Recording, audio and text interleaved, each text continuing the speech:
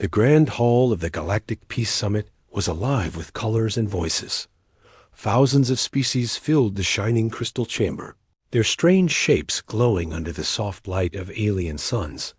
Each race had come with pride, with banners of peace and fleets of guards waiting just outside the great walls. Every race brought their warriors, their soldiers, their guards of honor.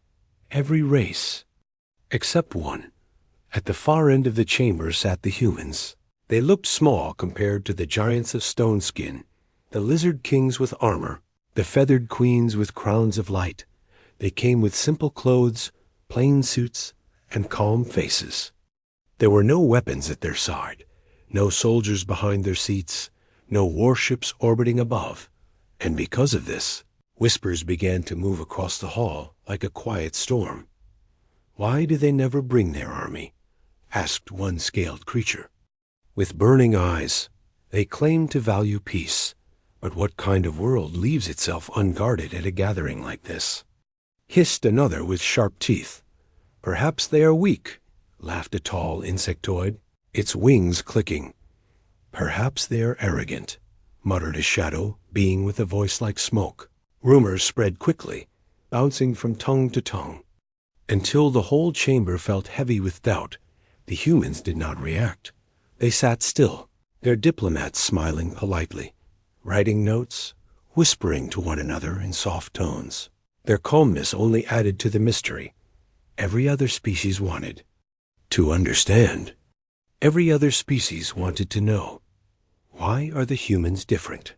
No other world behaved this way. The Krell always marched with silver-plated soldiers who stood taller than towers. The Serati always carried blades made of plasma, even into councils. Of peace, the Alanth always filled the sky with warships, their cannons humming as a reminder of strength. But Earth never did any of this. To the galaxy, it was unnatural, suspicious, almost insulting. Some believed humans were hiding their weakness. Maybe Earth had no army strong enough to impress the galaxy. Maybe they were forced to pretend, to come empty-handed because they had nothing to show. Others believed the opposite, that humans were too proud, too arrogant to admit they needed protection. They thought Earth was foolish, that one day an attack would come at a summit and humanity would be crushed, yet none dared test it. None dared lift a hand against them.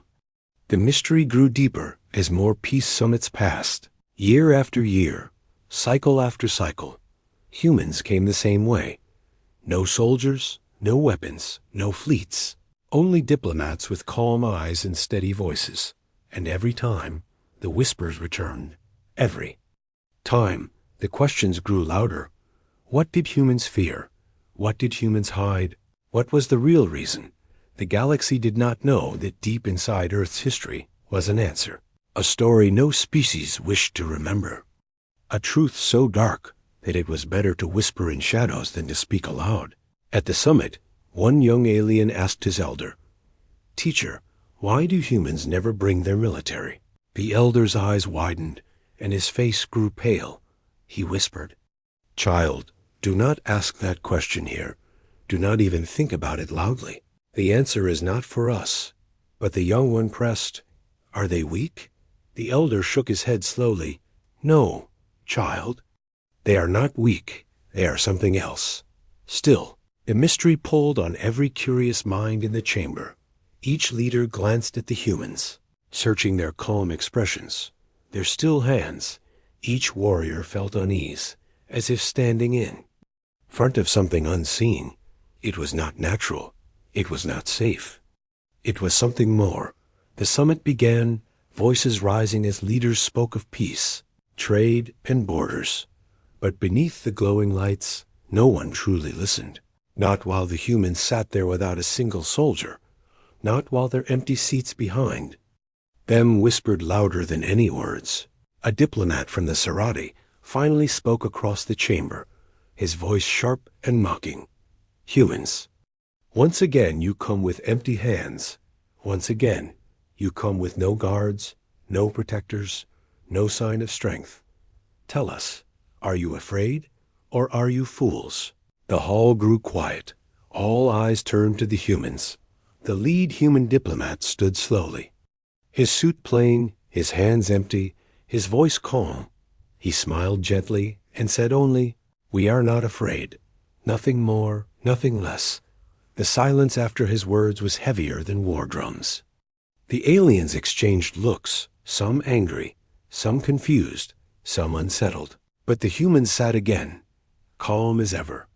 And so the mystery deepened, because the galaxy knew one truth. When someone hides their weakness, they hide with fear. When someone hides their strength, they hide with purpose. And no one could tell which truth belonged to Earth. But whispers grew louder, and suspicion spread like fire. If Earth never brought their soldiers, then perhaps there was a reason darker than pride, darker than fear, a reason no one wanted to face, the real reason Earth never brought their military to peace summits, and soon that reason would not stay hidden forever. The summit ended, but the whispers did not. They spread into the long corridors of the station, into the markets outside the chambers, into the private halls where envoys and generals drank glowing wine and exchanged secrets. Everywhere, the same question circled like a hungry predator. Why do the humans never bring their military? For the Krell, a warrior race covered in living armor. The answer seemed obvious. They are weak. One Krell general growled, his claws tapping against a steel table. No world would dare show such emptiness unless they had no choice. If we pushed them, if we attacked, they would fall in days. But his advisor, older and scarred from 100 battles, shook his massive head. You think too simply, young one. The humans are not weak. Weakness does not sit calmly in front of predators. Weakness does not smile while surrounded by blades. The insectoid Velari had their own story. They told their young that humans hid their armies because their soldiers had all perished in ancient wars. Earth is broken, the Velari whispered in their clicking tongues. They lost so much in their own wars that they have none left to send. Their diplomats are the only ones they can spare. But deep inside, even the Velari queens did not believe this. They remembered the day human fleets first entered the stars. They remembered the speed at which Earth adapted, the cunning in their tactics, the terrifying creativity in their battles. No species forgets the first time they face humanity in war. The Shadowborn races spoke differently. To them, humans were arrogant. They come without soldiers because they believe no one dares touch them. One shadow whisper said, "They act as if they are untouchable. They hide behind words and smiles, and they think the galaxy will bow to their games." But the whispers always carried unease, because arrogance did not explain the truth. Arrogance could not explain why every species, even the most brutal warlords, refused to challenge humans at the summits. Some species even told darker stories, stories of human soldiers who were too dangerous to be allowed near peace, stories of warriors who fought like demons, who refused to surrender even when surrounded. One tale told of a single human squad holding a city against an entire fleet, using nothing but grit, fire, and impossible creativity. Another spoke of soldiers who turned enemy weapons against their own masters within hours, as if war itself bent to human will. Such tales were spoken in low voices, always followed by silence, as if saying too much would invite the humans to listen. Across the galaxy, curiosity became obsession. Students at alien academies wrote essays asking why Earth behaved so strangely. Philosophers debated whether humanity was a symbol of weakness or strength. Spy masters were ordered to uncover the truth. But every mission sent to Earth ended in confusion. Their reports always said the same thing. The humans are calm, polite, ordinary. Until they are not. And always the same warning followed. Do not provoke them. At one station near the edge of the galaxy, two alien envoys argued as they watched a recording of the summit. Look at them, one sneered, pointing at the humans sitting quietly with folded hands. No armor, no blades, no guards, only words. This is weakness. "This is nothing." The other envoy shook his head slowly. "You see nothing, but I see everything. When a predator does not show its teeth, it means the bite is worse than you can imagine." Even among allies, the mystery created distrust. The Sarati Empire, proud and cruel, began to question if Earth's peace talks were a trap. "Perhaps they wait until all leaders gather, and then their soldiers appear," one commander hissed. But another replied in fear, "No. If their soldiers appeared, none of us would leave alive." The galaxy was trapped between two beliefs. One said Earth was weak, one said Earth was too strong. But no belief felt safe, no answer felt true, and so the rumors grew, feeding like fire on dry wood, spreading until even children of distant worlds whispered the question before sleep. The humans themselves never explained.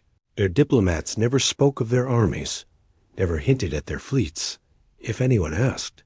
The answer was always the same calm smile, the same quiet words: "We are not afraid." But fear was not the point. The mystery was, and mysteries in the galaxy are more dangerous than weapons. One night, in the private quarters of the summit station, a Krell general admitted something to his rival. "I have faced many wars. I have seen planets burn. I have crushed fleets with my own claws. But these humans, they unsettle me." His rival laughed harshly. "You fear creatures that come without guns." The general stared with cold eyes. "I fear creatures that do not need them." And so, as the summit lights dimmed and the stars outside watched, in silence, the galaxy whispered and argued and feared. For the humans were strange. The humans were different. And deep inside, everyone knew one truth. Whatever reason Earth never brought its soldiers, it was not weakness. It was something else. Something darker, something waiting. A mystery that the galaxy was both desperate and terrified to solve. Whispers alone could not explain the mystery of Earth. The galaxy spoke in rumors. But beneath those whispers lay pieces of truth, fragments of a history that no one dared to tell in full. A history that began the moment humanity first stepped beyond its small blue world and touched the stars. The first meetings between humans in the galaxy were not peaceful. No grand council welcomed them. No alliance of friendship waited with open arms. Instead, it was war, sudden and violent. The Sarati Empire, swollen with pride, believed Earth was just another young species to conquer. They sent ships, fleets of burning steel, their banners bright against the stars. They thought it would be simple, but they were wrong. The first battle became a legend whispered in shadows. Human fleets were smaller, their ships less advanced, their weapons crude compared to the Sarati plasma storms. But when the Sarati struck, the humans did not break. They fought like cornered predators, sharp and merciless. Where another species would retreat, the humans adapted. Where another species would surrender, the humans resisted. And where another species would beg for mercy, the humans struck back harder than before. Reports spread across the galaxy. One Sarati fleet vanished within days, consumed not by greater weapons, but by greater will. Human commanders turned wreckage into traps. They turned asteroids into weapons. They turned fear itself into a weapon. Every loss only made them fight harder. Every strike against them only sharpened their claws. The Sarati called them cursed. The Velari called them unnatural. The Krell, for all their pride, whispered a single word when they heard of Earth's battles: terrifying. But this was only the beginning. The first war ended, but the galaxy never forgot. Because what the humans revealed in those days was not just strength, but something stranger, something deeper. It was not their ships, not their guns, not their technology. It was their nature. Every time humans went to war, they became something else, something the galaxy could not understand. They learned faster. They adapted faster. They grew stronger with every battle. Enemies who fought humans once never fought them the same way again, because they could not. The next time the humans would already be ahead, already prepared, already more dangerous than before. And the strangest thing of all was that the humans seemed to need war to awaken that side of themselves. In peace they were calm, ordinary, even fragile. But in war, they became endless. Their soldiers fought until their last breath. Their people built weapons from scraps. Their leaders found victory in places where no victory should exist. It was as if war was not something humans feared, but something they carried in their blood. This history became a wound across the galaxy. Worlds that fought Earth never forgot. Worlds that watched from afar never stopped fearing, and slowly, a silent rule was born. Humans could speak at summits, they could trade, they could join alliances, but their soldiers must never stand in these halls, because everyone remembered the hidden history. Everyone remembered the wars that should have been short, but became endless. Everyone remembered that when humans fought, they did not just fight.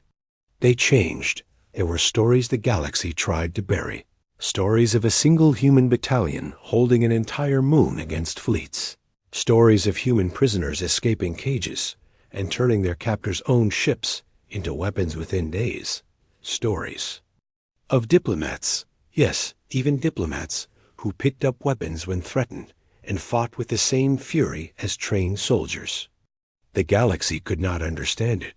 It was as if war itself loved humanity, as if it whispered to them, guided them, pushed them toward victory. And so, the whispers at the summits carried more weight than anyone admitted.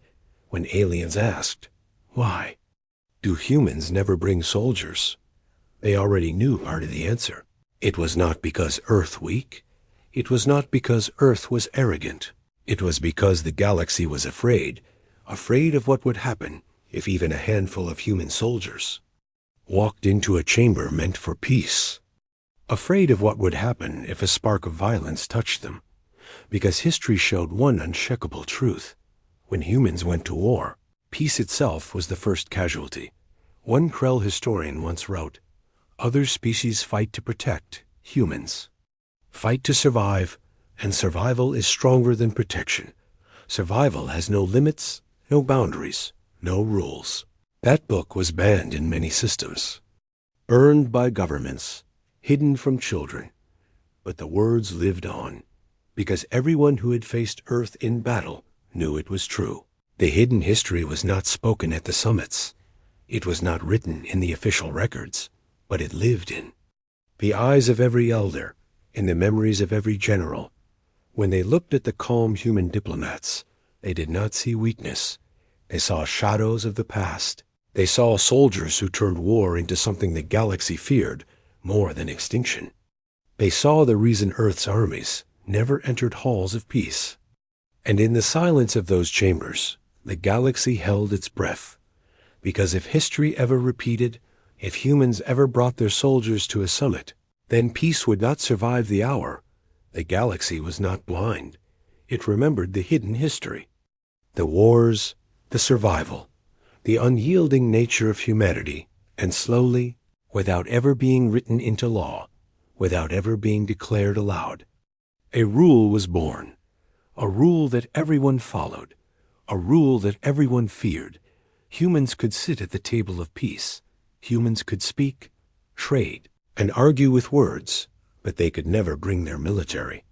Not one soldier, not one warship, not one reminder of the fury that slept within them. It began quietly. At the first summits after the Sarati Wars, no one told the humans directly.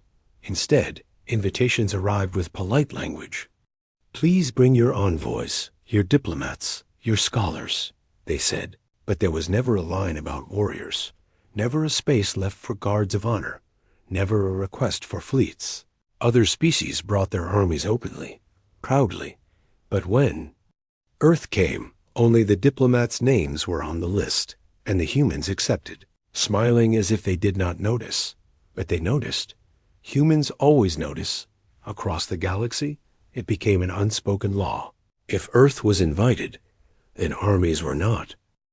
If Earth attended, then soldiers stayed behind, and though no one ever said the reason, everyone knew it was not for Earth's safety. It was for everyone else's. The galaxy feared the spark, feared what would happen if a soldier of Earth stood. In the chamber of peace and violence erupted. Because the past had shown that once human soldiers were unleashed, there was no way to contain them. They did not stop, they did not retreat, they did not respect the fragile lines that others called rules of war. They fought until survival was certain, until enemies were broken. Until victory was the only thing left standing, the unspoken rule became ritual. At summits, the Krell stood tall with their armored guards. The Serati glared with glowing blades. The Velari hummed with swarms of winged protectors. And the humans sat alone, unarmed, surrounded by whispers. But the silence around them was not weakness. It was a cage built not for them, but for everyone else. Some species refused to believe. They tested the rule in secret. One minor empire once demanded that Earth bring a squad of soldiers. To prove they were not cowards, the humans politely declined. The empire pushed harder, mocking them before the galaxy. And so Earth sent only one soldier, only one. The summit that followed was never forgotten. When an insult turned into a shove. When a shove turned into a strike, the single human soldier acted. What followed lasted only minutes. Guards from 5 species lay defeated, weapons bent like toys, defenses broken as if they were paper. The human did not kill, but the violence was enough to remind everyone of the hidden history, enough to prove why the rule existed. From that day on, no one ever asked again. The rule grew stronger. No alien treaty dared allow human soldiers near peace talks. Even allies, even friends of Earth, avoided the subject. They loved human diplomacy. They trusted human trade. They respected human words. But human soldiers, they were too much. Too dangerous, too unpredictable. And so the rule became unbreakable. Whispers in the dark halls spoke of it like a curse. The humans must not bring their armies, leaders told their children. Not because we fear their guns, but because we fear them. Some philosophers tried to explain. One argued that humans were not a species of war, but a species of survival. That when they were threatened, something inside them shifted, something ancient and unstoppable. Others believed humans carried war in their blood, that they were born to fight, born to adapt, born to rise from ashes. Whatever the truth, the rule was the only protection the galaxy believed it had. But the humans never complained, they obeyed. Year after year, summit after summit, they came with calm smiles and soft voices, as if they agreed, as if they too knew the danger. And this only deepened the mystery. Did Earth accept the rule because they respected peace, or because they understood what would happen if they broke it? Some alien leaders worried more than others. One Velari queen once whispered to her council, "If the humans ever choose to ignore the rule, if they bring their armies despite our fears, then it will mean only one thing: peace is already lost." Her council asked, "But how will we know when that day comes?" The queen answered with a trembling voice, "You will. Not until it is too late." And so the rule remained unspoken, yet carved deeper than stone. Every alien leader, every council member, every warlord knew it. Every whisper at the summits circled back to it. Humans without soldiers meant safety. Humans with soldiers meant the end. But there was another layer to the fear, a secret reason.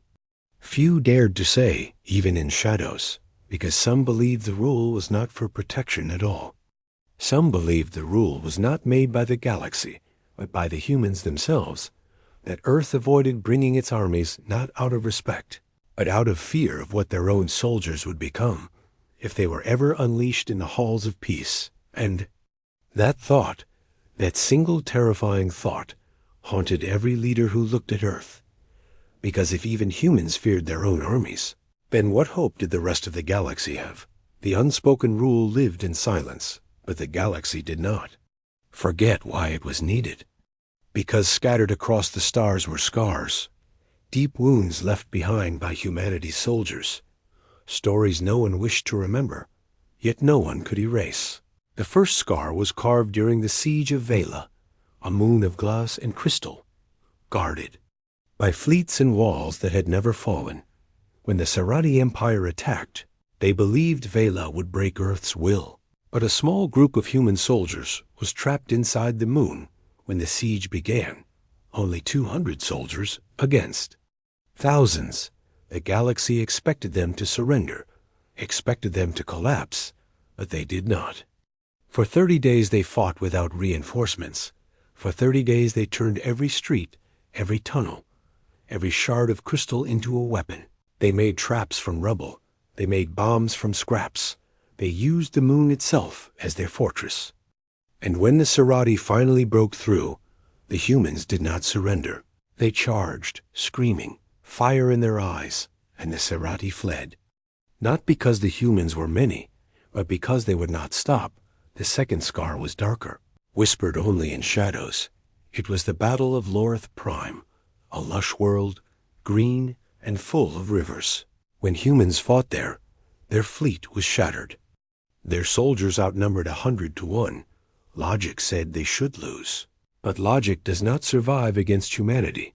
The soldiers of Earth adapted to every weapon, every trick, every trap. They stole enemy ships, turned enemy cannons against their masters.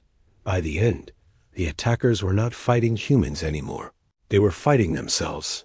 Their own weapons, their own fleets turned back against them.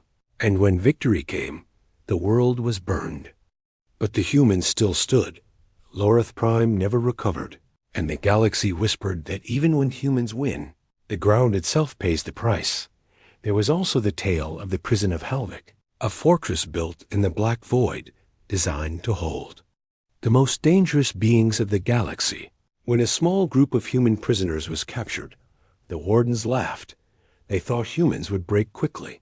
Instead, within weeks, the humans had escaped their cells. Within months, they had taken control of the entire prison. By the time reinforcements arrived, Halvik was no longer a prison.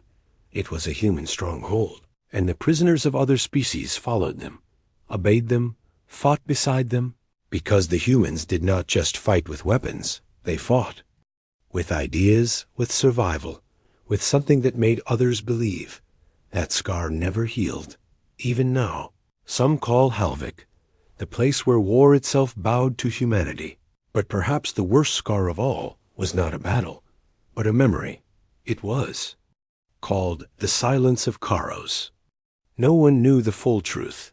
An invasion fleet entered the Karo system, seeking to crush the human colony there. The fleet vanished, every ship, every soldier, every trace. When scouts returned years later, the colony was still alive. Humans had survived, but they never explained how. The only sign was silence, and silence is often more terrifying than fire. Across the galaxy, these scars became warnings. The Krell carved them into their warrior songs. The Sarati erased them from their history books. The Velari whispered them to their young as bedtime terrors. Every race told the stories differently, but the meaning was the same. When humans fought, they left behind wounds that never healed. Not wounds of flesh, but wounds of memory. And those memories haunted the summits. When alien generals looked at the calm human diplomats, they saw ghosts behind their eyes. They saw the soldiers of Vela, the survivors of Lorith, the masters of Halvik. They saw the silence of Karos, and they remembered that Earth's scars were not on their own soil alone. They were burned into the galaxy itself. Some species tried to deny it. They told themselves humans were lucky, or desperate, or reckless. But in the secret chambers of power, no one believed those lies. Because luck does not repeat itself, desperation does not always bring victory.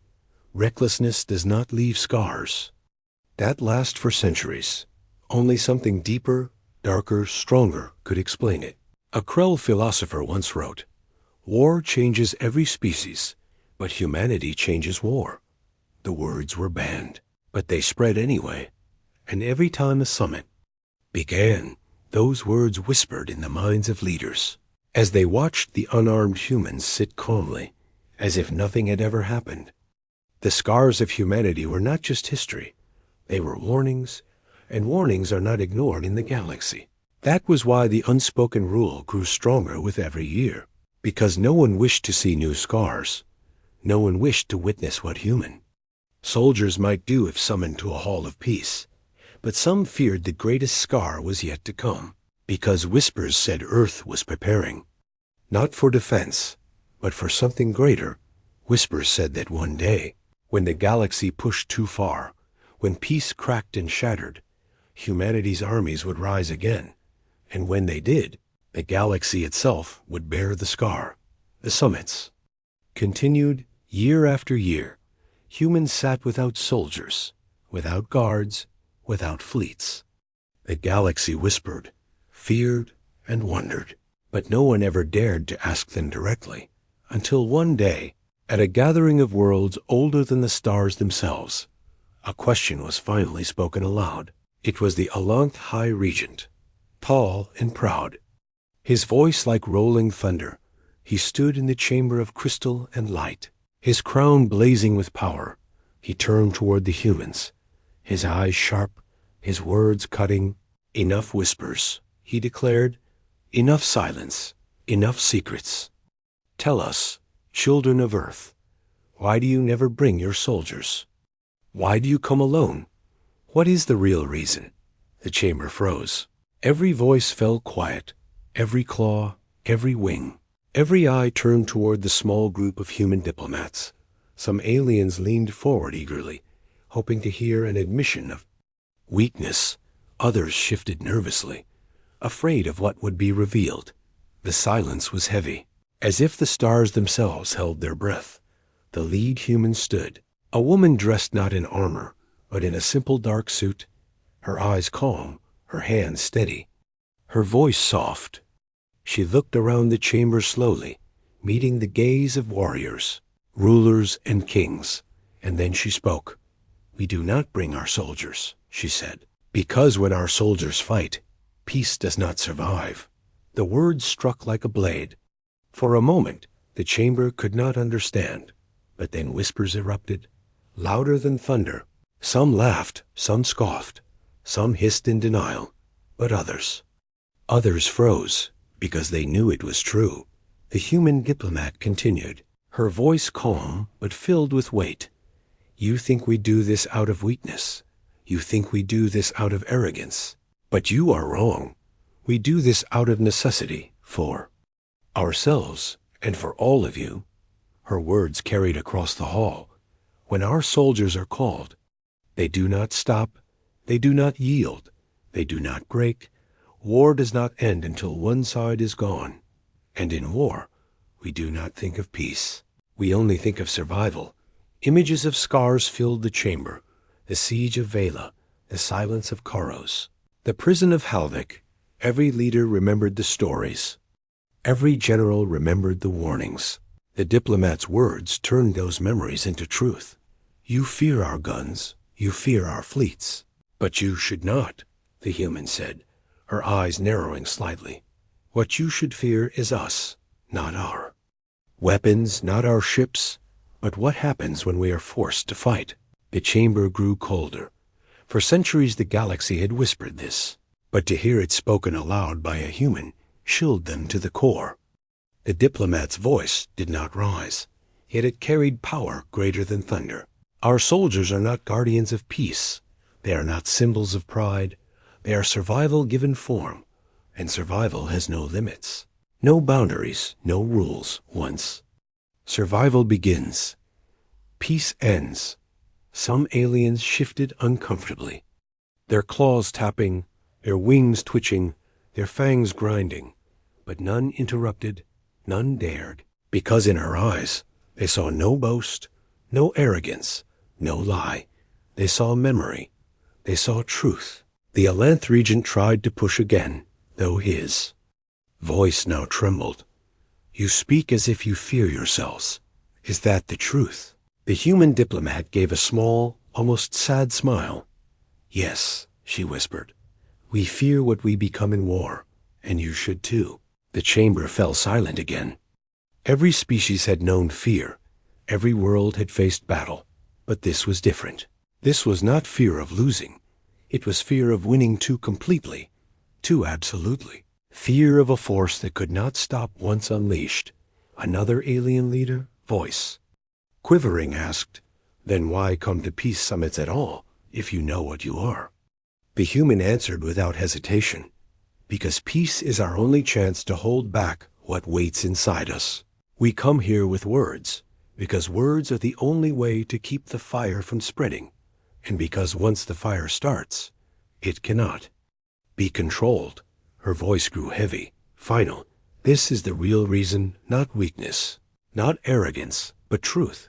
We do not bring our soldiers, because if we do, there will be no summit, no council, no peace, only war, and war, when it belongs to humanity, does not end until there is nothing left." The chamber felt smaller. The air seemed heavier. Even the fiercest warlords looked away, unable to hold her gaze. For the first time, the galaxy understood that the humans were not hiding their weakness. They were protecting everyone from their strength. And yet, that revelation brought no comfort, because a question hung in the silence. If humans truly feared unleashing their soldiers, then what would happen if they were ever forced to? What would happen if one day the galaxy pushed too far? What would happen if peace broke? The silence in the chamber was suffocating. Every leader, every warrior, every whisperer of rumor now carried the same thought. The day Earth brings its military will not be a day of negotiation. It will be the day peace itself dies. And for the first time in centuries, the galaxy wondered not why humans never brought their soldiers, but how long it would last before they did. The chamber never returned to its old rhythm after the revelation. Leaders spoke of treaties, trade, and borders, but their voices carried no weight. Every mind, every whisper, every thought lingered on the words of the human diplomat. We do not bring our soldiers, because when our soldiers fight, peace does not survive. That truth clung to the walls of the summit like smoke. Even the strongest rulers avoided meeting the humans' calm eyes, because now they understood the unspoken rule was not a choice. It was a shield, fragile and thin, protecting them from something far more dangerous than fleets or fire. When the summit ended, silence followed the humans as they walked out. Other species left with their guards, their armies, their fleets. The humans left with nothing but their quiet steps and unreadable faces. And still, the galaxy trembled. In the private halls of empires, the revelation spread like wildfire. Generals spoke in hushed voices. If the humans ever break their own rule, if they ever bring their armies, we will not face soldiers. We will face survival itself. Philosophers debated what it meant for the future. Perhaps peace is only fragile glass, held together because humans choose not to throw a stone. One wrote, spies carried reports back to their masters, each filled with the same warning. Never provoke them, never test them, never let the soldiers of Earth walk into the halls of peace. Yet fear has a way of feeding itself. Some species began to wonder what Earth truly prepared for. Because humans were not careless, they were patient. And patience is often more terrifying than anger. One Krell warlord, scarred from battles with Earth, confessed to his council, "The humans smile in peace because they know what waits in war. They do not need to show their strength, because their strength is not an army. It is a storm, and storms do not need to be seen to be feared." His council shivered, but none argued. The Sarati, still bitter from their ancient defeats, whispered of revenge. Some believed they could strike Earth before the humans ever unleashed their armies. But the older Sarati silenced them with one question. And what if we fail? What if they rise? Again, what if we are the ones who light the fire? No answer came, because none dared imagine what that failure would bring. The scars of history had already proven the cost. The siege of Vela, the silence of Karos, the prison of Halvik. Each story was a shadow. each scar a reminder, and together they formed a truth no leader could deny. When humans fight, they fight until only survival remains. But the galaxy is never still. Borders shift, power changes. Hunger grows, and deep inside, everyone feared the same thing. That one day, a fragile glass of peace would shatter, and when it did, the first sound to follow would be the footsteps of human soldiers. For centuries, the rule had held. For centuries, humans obeyed. But rules are not eternal. Rules break, rules bend, and whispers began to rise again, darker than before. What happens the day humans stop obeying their own rule? In the shadows of the council chambers, some aliens spoke of a prophecy, that the day Earth brought its armies to the summits, it would not be to negotiate. It would be to end negotiation forever. That the day their soldiers stood in those halls, it would not be as guards. It would be as judgment. The thought spread fear like a plague, because no one could stop it, no one could prevent it. If humans chose to unleash themselves, the galaxy would have no defense. It would not be a war. It would be survival. And survival, when it belongs to humanity, consumes everything. The human diplomat's final words echoed long after the summit closed. She had looked at the galaxy and said, "You should not fear when we come with empty hands. You should fear the day we do not." And so the galaxy waited. Each summit that followed carried the same tension, the same silent prayer, that humans would come once more with no soldiers, no warships, no weapons, that the rule would hold for another year, another decade, another century, because the day it broke would be the day peace itself ended, far beyond the stars, in secret chambers on Earth. Human leaders gathered. They did not speak loudly. They did not boast, but their eyes were sharp, their words quiet, their tone heavy, and one of them whispered to the others, "The galaxy thinks we fear our soldiers. Perhaps they are right. But perhaps the time will come when fear will not matter." No one outside Earth ever heard those words. But if they had, the galaxy would have known the truth, that humanity's restraint was not endless, that patience was not eternal, and that when the day came, the storm would break. The real reason Earth never brought their military was clear now. It was not weakness. It was not pride. It was mercy. Mercy for a galaxy that did not understand what survival truly meant. But mercy can end. Mercy can fade. And when it does, the galaxy will learn the final truth, that the day Earth brings its soldiers will not be a day of peace. It will be the last day the galaxy remembers what peace ever was.